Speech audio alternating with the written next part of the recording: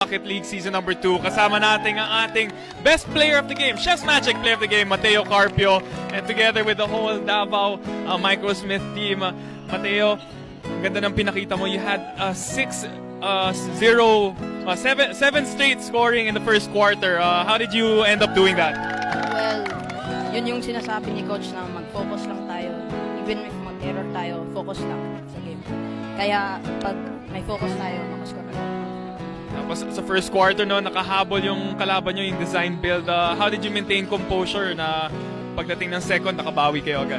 Yun lang sabi din ni Coach, mag-calm lang kami. Tapos listen lang sa mga play. Of course, you have your teammates here, your family. Do you have any shoutouts? Sila po lahat na, nandito sila, makulit po, sorry. Pero salamat lang kay Papa God, tapos kay Papa ko wala dito. There you have it, our Chef's Magic player of the game, Mateo Carpio, and the whole Davao Microsmith team.